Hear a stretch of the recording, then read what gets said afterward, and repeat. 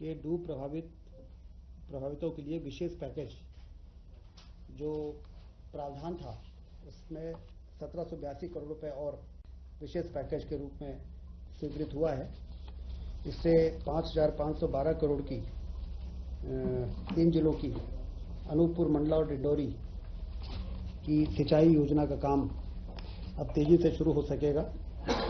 इन तीनों जिलों में 71,967 हेक्टेयर जमीन सिंचाई होगी और 125 मेगावाट की बिजली का उत्पादन भी होगा। कुल मिला के डूब प्रभावितों के लिए एक बहुत बड़ी राहत विशेष पैकेज के द्वारा आज स्वीकृत हुई है। मुख्यमंत्री ग्राम सड़क एवं अवसंरचना योजना के सूचकांक को भी 2 से 3 किया गया है। इससे 3,810 कार्य जो लगभग 693.76 करोड़ के अब उनको भी ये जारी हो सकेगा और उनके काम पूरे किए जा सकेंगे। भोपाल और इंदौर मेट्रो रेल परियोजना के संचालन और रखरखाव के लिए राजस्व मद में बजट का प्रस्ताव आज कैबिनेट में लाया गया था। 25-26 के लिए 90.67 करोड़ की राशि का प्रावधान किया गया है, क्योंकि जैसा भारत सरकार के साथ MOU होता है कि आमदनी और व्यय में जो अंतर होता है उसको राज्य शासन को वहन करना पड़ता है। इसलिए चूंकि अब ये शुरुआत है, आने वाले दिनों में स्टेट बजट पर कम बाहर आए, इसके लिए तो ये परियोजना में काम करने वाले लोग अपने आमदनी के स्रोत को बढ़ाएंगे। लेकिन अभी इस वर्ष 90.67 करोड़ के अंतर का अनुमान लगाते हुए बजट में प्रावधान इसका किया गया है, जिससे कि भोपाल और इंदौर की मेट्रो सुचारू रूप से संचालित हो सके।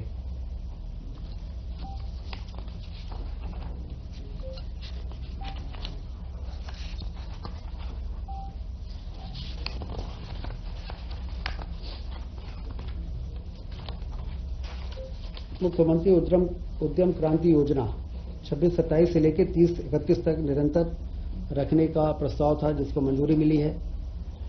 उद्यम क्रांति योजना से काफी लाभ मिल रहा है निवेशकों को।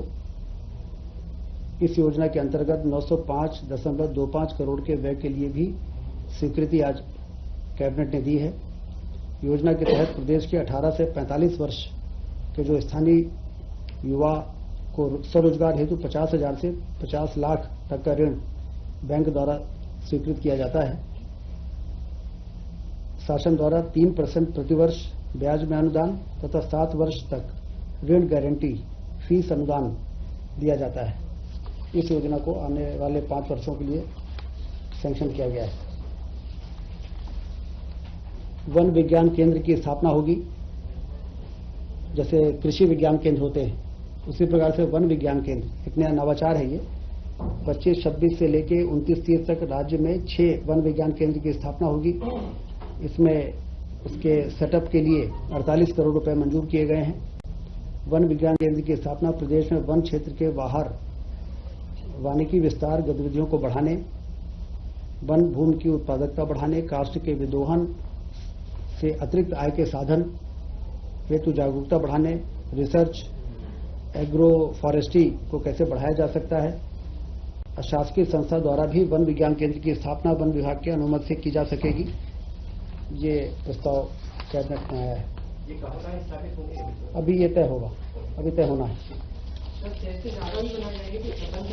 अभी प्रथम चरण में 6 है, उसके बाद और बढ़ाया जाना है कि नहीं बढ़ाया जाना है, ये फिर कैबिनेट में लग जाएगा।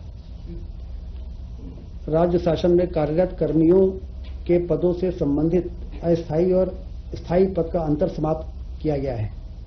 10 प्रकार के जो वर्गीकरण होते हैं कर्मचारियों के, नियमित, संविदा और आउटसोर्स, अंशकालीन और कई प्रकार के, तो उसमें कर्मचारियों को रिटायरमेंट के बाद, प्रोबेशन के बाद कई चीज़ों में जो परेशानियां आती थी, अब वो 10 श्रेणी के बजाय 5 श्रेणी ही रहेगी और काफ़ी इससे कर्मचारी वर्ग को राहत मिलेगी।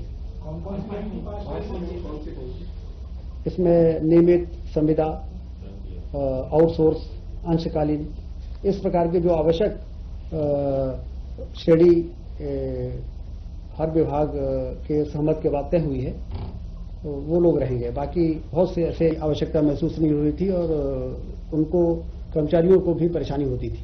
तो ये बहुत ही महत्वपूर्ण निर्णय आज कैबिनेट ने लिया है।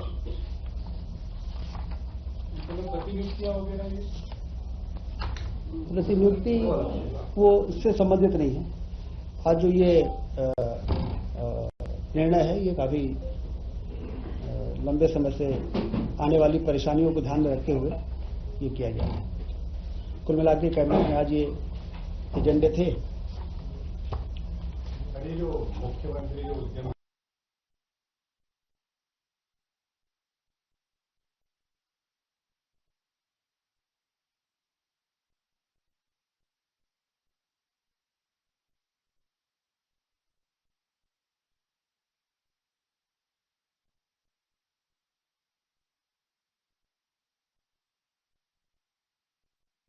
तो लगातार रिव्यू होता है कि कितने आवेदन आए हैं, किस जिले में कितने आए हैं, कितने सैंक्शन हुए हैं। और इंडस्ट्री में तो खास तौर से आप देखिए कि मुख्यमंत्री जी जिस प्रकार से रुचि ले रहे हैं, तो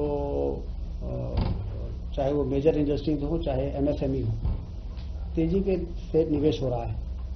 और इसका जो अभी तक का परिणाम है, जीआईएस के बाद जीआईएस में लगभग 30 लाख करोड़ रुपए की निवेश के कंसेंट आए थे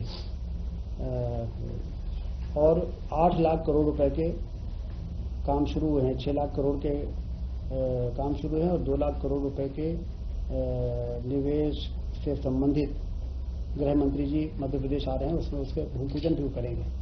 तो कुल मिला के 30% जो लोगों ने एमओयू किया था, एक्सप्रेशन ऑफ इंटरेस्ट दिया था, उसका 30% जमीन पर उतर जाना ये अपने आप में अभूतपूर्व है।